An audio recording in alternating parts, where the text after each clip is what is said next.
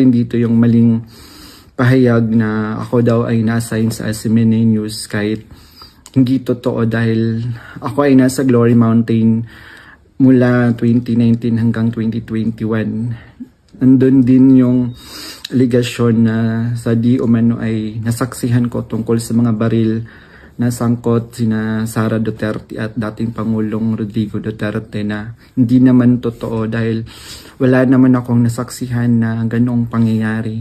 Pinilit din akong idagdag yung pangalan ni Senador Bongo at Senador Bato de la Rosa sa affidavit kapalit ng mas malaking halaga ng pera. Naku po, so ibig sabihin may pera, may bayaran na nagaganap. So ibig sabihin may offer sa batang ito na kung idadagdag mo itong mga pangalan na to, mas malaki ang matatanggap mo. Therefore, binabayaran nila yung mga witnesses nila. Anong kredibilidad ng hearing na yan kung nagbabayad sila ng mga witnesses? Again, dito sa hearing na ito, nagsimulang hanapin, halughugin, at hulihin si Pastor Apollo Quiboloy. Itong issue na to ang nagsimula itong hearing na to ang nagsimula ng pangbababoy diyan sa Kingdom of Jesus Christ. May namatay po na 3, 2 balaan sa unang pasok nila, may mga nasaktan na mga kabataan, binugbog ng mga kapulisan na armado, 4 na lokasyon yan.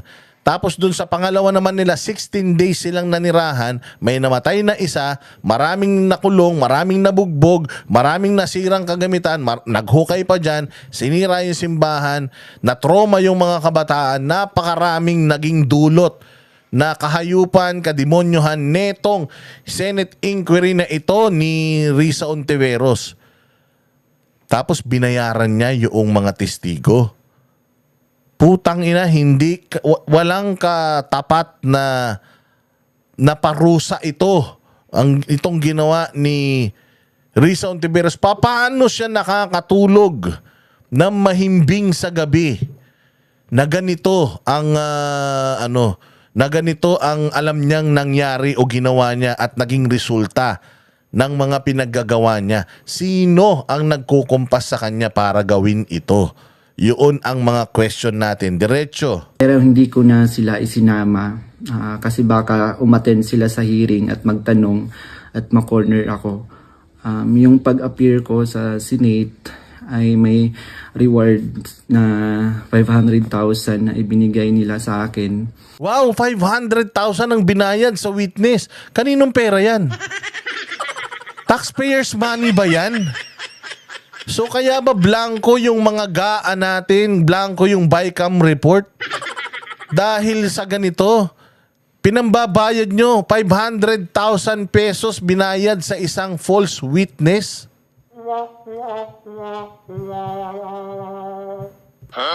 Oo. 500,000, kanino galing to? Anong liquidation nito? Hindi ba ang liquidation nila by certification? So anong liquidation ng 500,000 na binayad dito?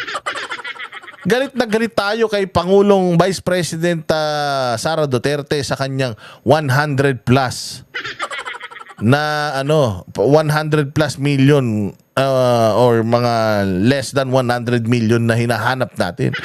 Galit na galit tayo doon sa mga pangalan ng mga chichirya. Pero ito, binayaran 500,000 pesos para lang idiin at mag-testimonya ng palpak, ng mali-mali, ng kasinungalingan laban kay Pastor Apollo Quiboloy ng isang sitting senator ha. Inihalal ng taong bayan, batas ang naglagay dyan, tapos lumalabag sa batas. Maliit na halaga, 500,000, oo. Pero kung pera ng taong bayan yan, maling maling paggasta yan ng pondo ng taong bayan. Kay piso, kay 5 piso, 500,000. Inilagay mo sa confession ng isang tao para ma-persecute mo yung isang tao na nag-preach lamang. Anong dahilan? Ba't nyo ginagawa ito? At dagdag na 500,000 nang isinama ko si Sara Duterte at si dating Pangulong Duterte So 1 million po lahat ng binigay sa akin.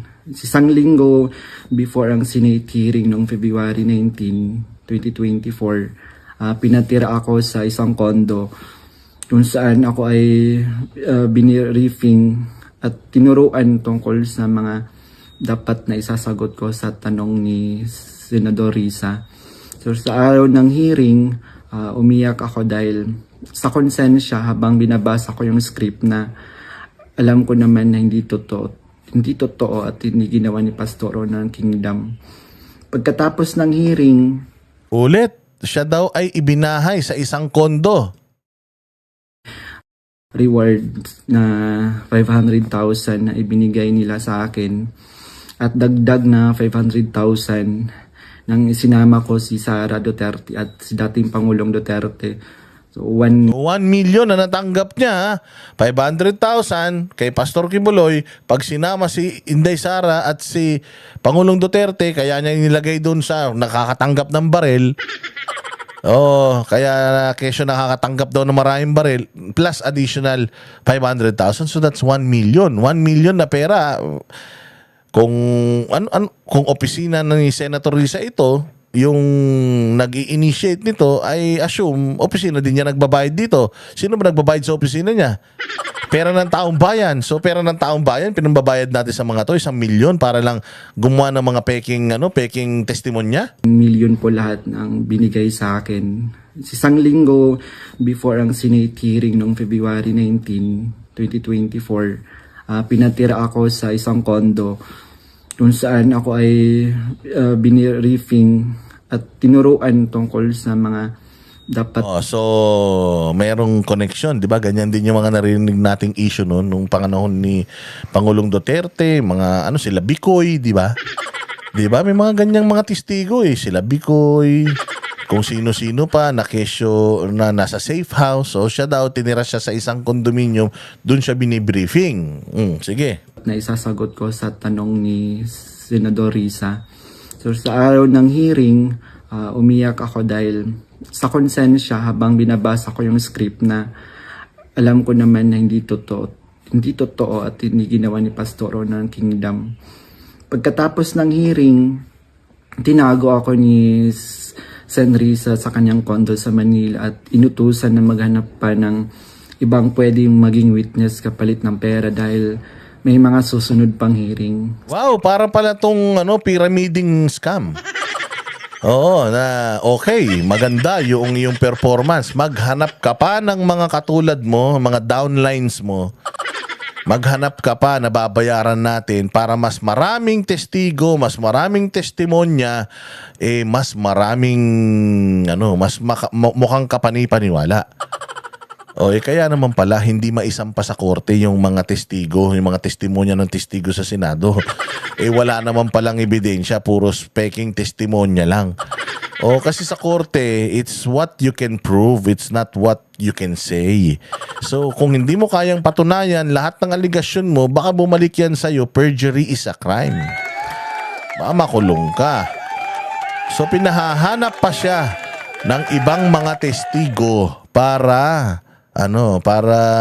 pabagsakin si Pastor Kibuloy. Sige, ano pa yung mga balita? Sa buong taon ng 2024, nanirahan ako sa condo ni Sen Risa at nung January 2025, lumipat ako pansamantala sa isang safe house kung saan nakasama ko doon sina Mutabato at iba pang mga biktima ng extrajudicial killings. Uy, pati si Matubato nakasama mo. So buong 2024 from February nasa pangangalaga siya ni Risa, and then 2025 pinalipat siya sa isang safe house kung saan nandoon si Matubato. Hindi ba? Sabi niyo nawala na si Matubato. Di ba sabi ng gobyerno natin nakatakas na daw si Matubato, nakaalis na daw ng ibang bansa. Hindi daw alam, baka daw sa backdoor kung saan dumaan.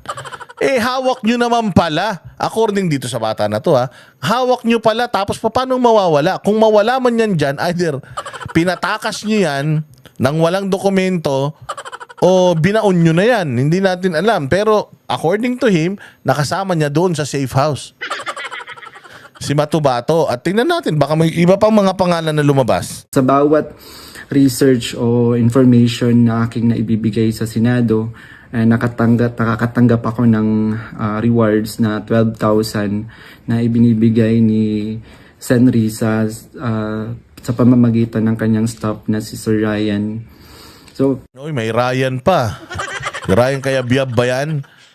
So kada research daw niya kasi syempre hindi nila alam kung what happens inside eh. So every time that he's giving information, inside information sa opisina ni Risa, binabayaran daw siyang 12,000. So aside from the 1 million na natatanggap niya, meron pa siyang 12,000 per information, per information. Lao. Dahil pera. sa kabilang sa mga na-research ko, nagawa kong research, yung inimbentong Angel of Death daw ng Kingdom na inimbento ni Alias Jackson, si Edward Masayon. Kabilang doon yung na-research ko yung mga member at yung mga general na nag-courtesy call kay Pastor. Nung August 29, 2024, nag-dinner meeting kami nila Blenda Portugal alias Amanda, kasama ang kanyang legal team. Yan yung Amanda, yung nagsampa ng kaso kay Pastor na ni-rape daw siya. Ni-rape daw siya. O, tinan nyo ano sasabihin dito. Sina Attorney Joanna Paula Domingo at ng Office of the Special Assistant to the President at si Attorney Ian. Pati yung Special Assistant to the President, si ano yun Sino ba ang SAP? Si Lagdameo? Ay hindi, Lagdameo. Sino yun? Yung asawa ni Don Solveta? O talaga? O so pati yun. Kasabot dito, pati yung kasapakat dito. Trina. At yung kasama yung abogado ko na si Attorney Ange May Bagudyo sa isang hotel sa Quezon City. Pinagplano nila kung paano idiin ang kaso ni Pastor at ininggan niyo akong mag-file ng kaso. Sabi ni Attorney Domingo na mas maganda mag-focus kami sa human trafficking dahil mahina ang kaso sa sexual abuse. So mahina daw ang kaso sa sexual abuse. Even them, they are saying na mahina ang kaso ng sexual abuse kay Pastor Apollo Kibuloy. So mag-focus tayo sa human trafficking kasi nga yung human trafficking may freeze ng assets yan at saka merong no bail. So nakakulong yung tao. Alam mo nung naririnig ko to, sabi ko putang ina, sobrang demonyo na okay lang sa'yo magpakulong ng isang inosente. Putang ina, para lang sa personal mong agenda. Samantalang ang daming mga kriminal na nagkalat ngayon. Alam mo na walang kasalanan si Pastor, pero okay lang sa inyo na nakakulong siya. Anong klaseng batas, Pilipinas, gobyerno meron tayo kapag ganito? Tapos tatakbo ka ng presidente sa 2028? Tangina, anong gagawin mo sa Pilipinas pag naging presidente ka? Ipapakulong mo lahat ng kalaban mo gamit ang ganitong taktika na pagbabayad sa mga testigo, trial by publicity. Pag nasira na sa paningin ng mga Pilipino, pwede nang trabahuhin ng pulis kasi konti na lang yung aalma. Putang ina, ganyan na ganyan ang mga komunista. Gumalaw. Mga rebelde NPA, ganyan na ganyan gumalaw. Nasisirain yung reputasyon mo sa publiko para hindi magreklamo yung publiko kapag pinatay ka. Grabe talaga itong mga ganitong nangyayari. You can put you can release 10 prisoners na may kasalanan.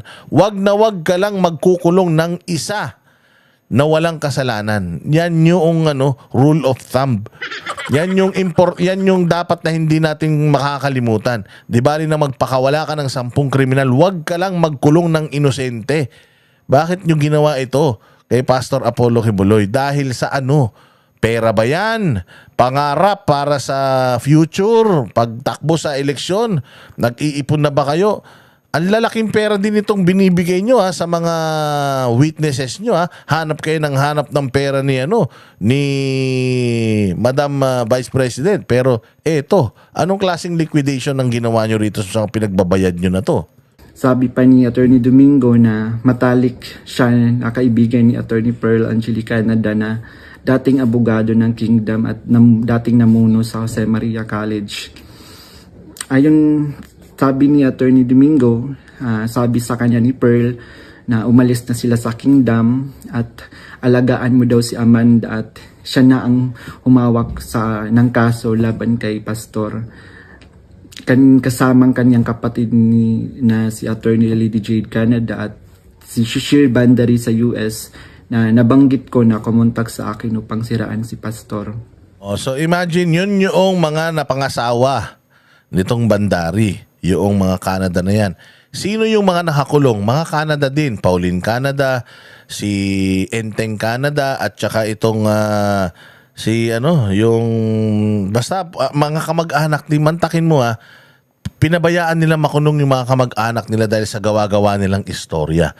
Nagnakaw sila sa Kingdom of Jesus Christ para hindi sila mahuli, tumakas sila, at nung tumakas sila nakipagkasundo sila doon para pabagsakin ng kingdom. Para saan? Para makuha nila yung Kingdom of Jesus Christ. Kasi nga alam nila na ang Kingdom of Jesus Christ is really abundant. Abundant sa lahat ng bagay. Kaya talaga namang tatargetin at mukhang hindi na lang itong mga taon na to na nasa Amerika yung nagtatarget. Mukhang pati dito sa Pilipinas may tumatarget na din sa mga properties ng Kingdom of Jesus Christ. Dagdag pa ni Attorney Domingo na gumagamit sila ng private jet mula kay Secretary Antonio Lagdameo papuntang Davao para sa kaso ni alias Amanda dahil sabi ni Attorney Domingo ito ay para sa seguridad nila sapagkat may natatanggap daw silang security threat. Nung mga panahong iyon nagkaroon din kami ng pag-uusap ni sabi daw pro bono daw yan. Pro bono daw yung abogado pero naka-private jet. Saan ka pa? alias Amanda, si Brenda Portugal, kung saan tinanong ko siya tungkol sa kalagayan ng kanyang kaso sa sexual abuse at human trafficking.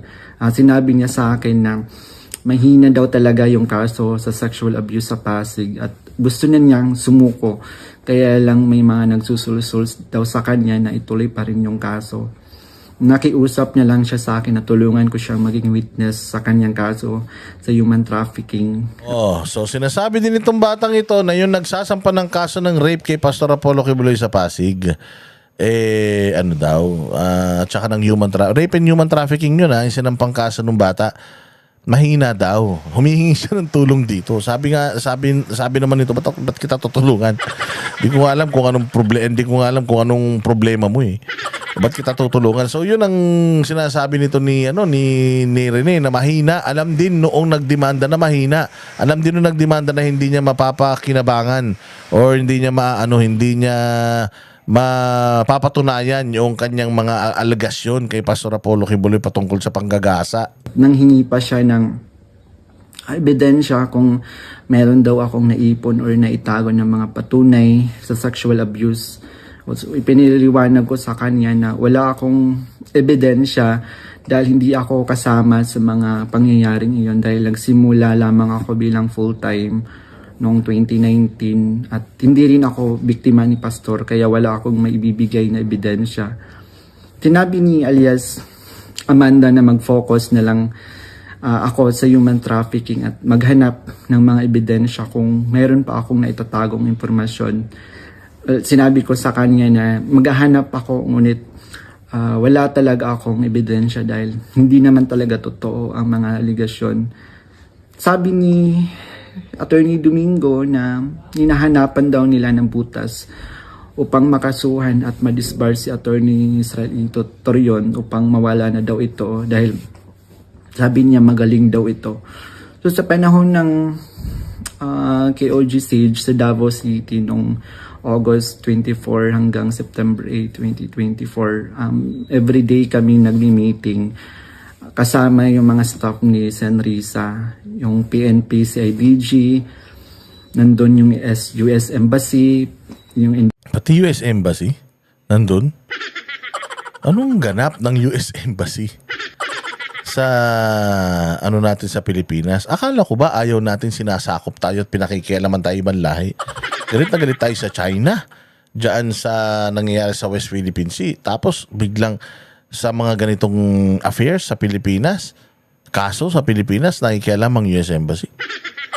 Anong kabalbalan to? BI, ang Department of Justice at yung mga tumiwalag sa kingdom mula sa Amerika na sina Ann Lagarder at Arlene Stone. Pinag-uusapan ang plano kung paano ma-extradite or ma-extraordinary rendition si Pastor sa US at paano pabagsakin ng kingdom. Ang pangunahing pinag-uusapan mga meeting ay ang plano sakaling mahuli si Pastor ay ang plano ay agad siyang extradite sa US at bawiin ang kaso na isinampa ni alias Amanda upang mapabilis ang extradition ni Pastor kapag siya ay nahuli. Subalit, hindi ito natuloy dahil sa pag-aalala sa US na maaaring manalo si Donald Trump sa panahong iyon na nagdulot ng paghina ng kanilang connection sa gobyerno ng US. So dahil dito, nang mahuli si Pastor, wala na silang pagkakataon na ma-extradite siya. Kaya naman nagutos si Sen. Risa Ontiveros sa amin na labanan ang kaso dito sa Pilipinas laban kay Pastor at sa lahat ng mga administrator ng kingdom. Buod lang, talagang target nila, may padala si Pastor Apollo Kibuloy na nakikipag-cooperate itong si Risa Ontiveros sa US Embassy para ma-extradite siya. Dahil na isang pa nga yung kaso dito sa Pilipinas, naging malabo na yung extradition. Kaya kailangan idiin nyo na lang ng idiin dito. So, ano yun, Risa? Totoo ba yun? Nakikipag-collaborate ka sa Amerika? Tuta ka ba ng kano? Di ba yung mga aktivista laging yan? Tuta ng kano. Tapos ikaw, nakikipag-coordinate ka, nakikipag-cooperate ka with the US government dito sa mga issues by Pastor Apollo Kibuloy. Di ba trabaho ng DFA yan kung meron man the NBI, di ba? Kung meron man extradition request, extradition treaty, di ba? Usually, dinidinig pa yan sa mga korte sa Pilipinas. Ano yung binabypass nyo? Upang tuluyang pabagsakin ang kingdom. So, tinatanong kami ng paulit-ulit kung may alam kami tungkol sa isang bunker daw nung panahon ng KOG siege dahil kapag nahanap daw nila si Pastor, babahan ng pera at may bahagi kami doon. Ang bunker ang pangunahing hinahanap kaya't pinuntahan nila ang lahat ng mga posibleng lugar. Ngunit sa katotohanan, wala talagang bunker sa kingdom, lalo na sa central headquarters. Ang mga updates tungkol sa mga ito ay galing sa kasalukuyang PNP Chief General Nicolas Torre na siyang nangunguna sa bawat meeting namin at nagtatanong tungkol sa lokasyon ng bunker. Kasama Nako, pati yung PNP Chief na banggit dito na siya ang nangunguna. Well, sa bagay, nagsisearch na talaga siya noon. So, siguro bibigay siya ng update tungkol doon sa mga search. Pero sabi CIDG na eh. So, di ba pag CIDG na, yun na yung na-promote siya, tapos na yung siege nun. O, tapos na yung siege nun kasi last year yung siege eh. So, ang pinag-uusapan yata is ngayong taon, so si Torre bilang CIDG chief, talagang tinatrabaho pa rin niya yung at meron pang malaking pera. Apaw ang pera at maghahati-hati. Ganun ang dating Ibang klase talaga ang nagagawa ng pera sa utak ng tao, no? Ako rin sa mga meeting na yon, sina Edward Masayon alias Jackson na pumasok sa Kingdom Compound na nagkunwaring pulis dahil siya daw ang nakakaalam kung saan ang bunker. Kasagsagan ng sage ng message sa akin si Fiona, staff ni Risa, na sa pamamagitan ng WhatsApp na sinabi niya na dapat ko daw tanggalin sa kaso ko si June Andrade dahil isa daw siya sa amin na nagbibigay siya ng mahalagang impormasyon. So ipinaalam ko sa kanya na ipapasa ko muna ito sa aking abogado. Pero ngunit isang linggo pagkatapos nun, tinanong ulit ako kung may contact ako sa Kingdom dahil hindi na raw mahanap si June Andrade. Hanggang ngayon, hindi na siya natanggal sa kasong pinafile sa akin. Noong November 5, 2024, nagkaroon kami ng meeting kasama sina Undersecretary Nicolas T. ng Department of Justice at 4 pang prosecutors.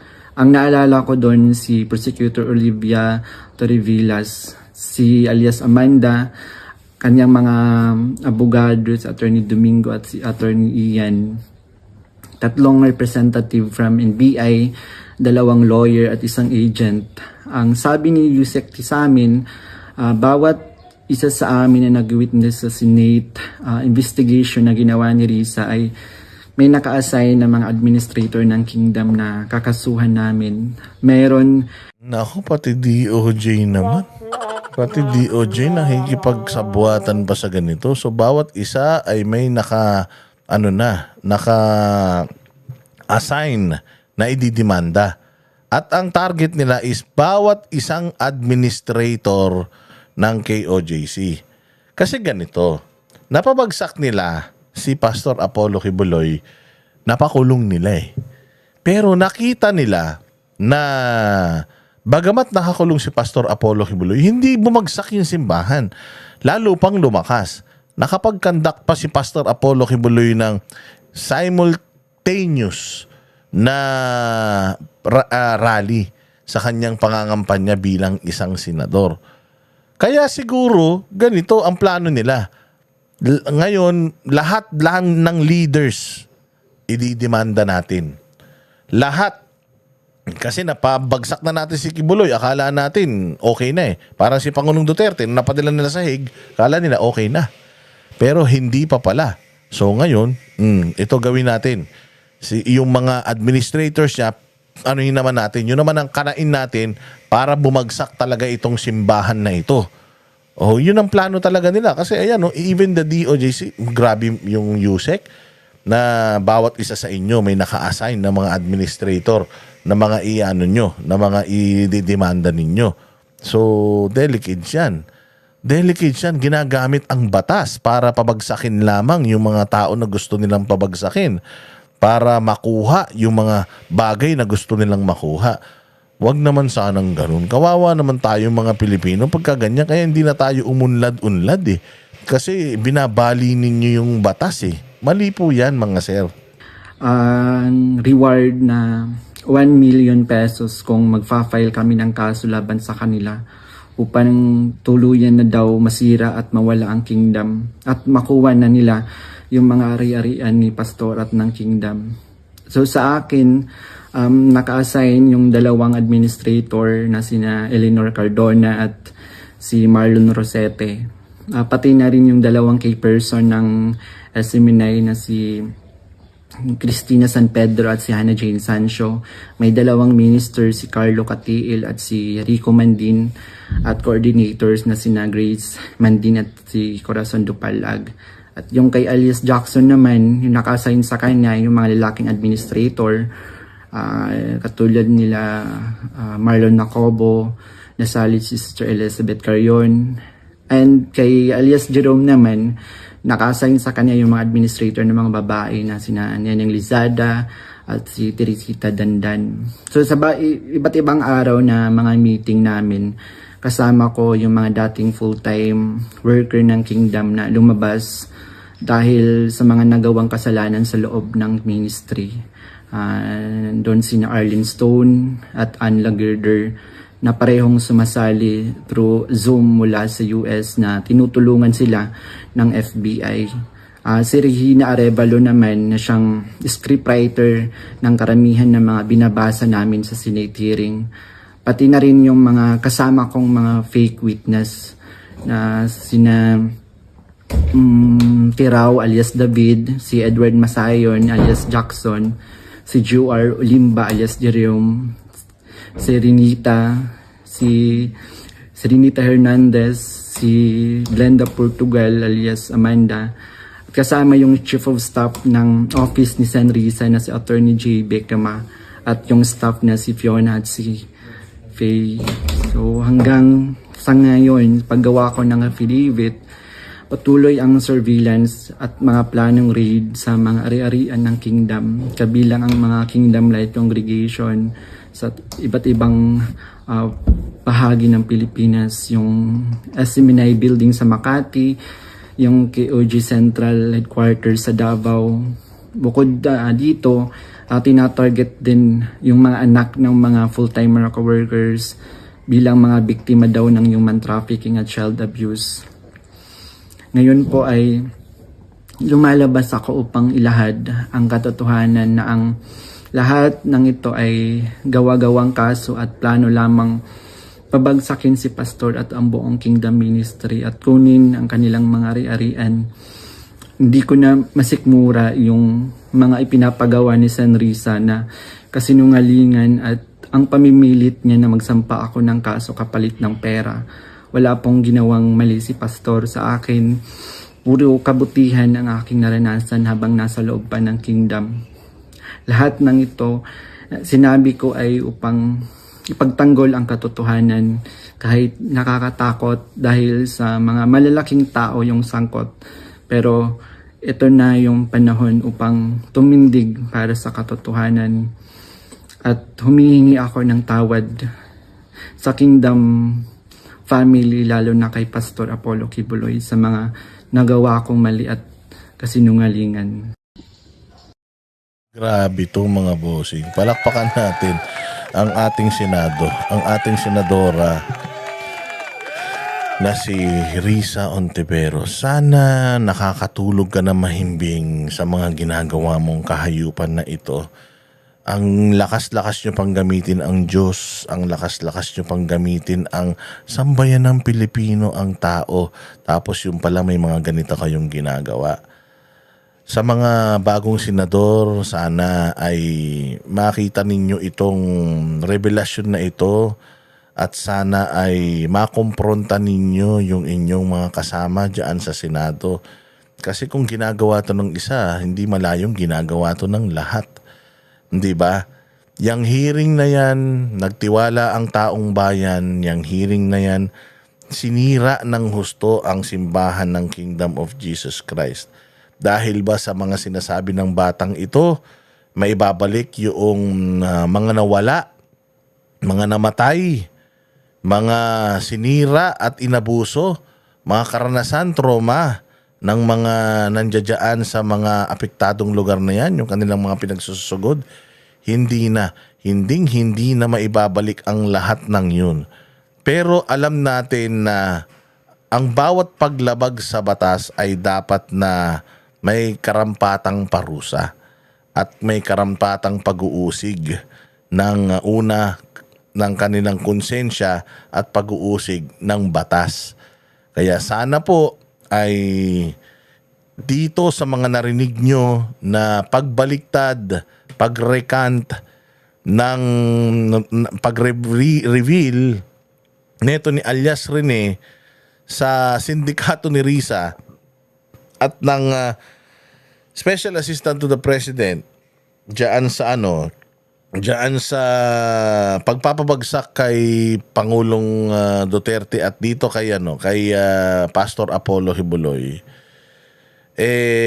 Sana ay magkaroon ng liwanag ang lahat at sana po ay i-share ninyo, i-like po ninyo itong video na ito.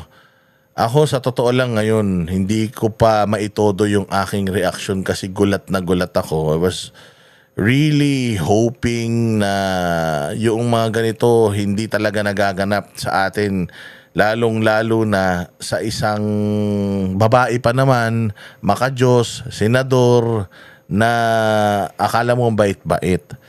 So again, ito pong video na to ay kami po ay tinag at nagulat nga tayo kung bakit tayo tinag. Pagtingin natin, kaya pala tayo tinag, kasi alam naman ng sambayan ng Pilipino na ang Banateros talaga ay panig sa katotohanan at alam ng buong mundo na pagkapatungkol dito sa kaso na ito ni Pastor Apollo Kibuloy, talagang hindi namin yan tatantanan.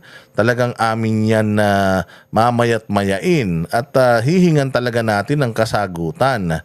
Etong ating pamahalaan, partikular itong ating magaling na senador na nagbabait-baitan diyan sa Senado.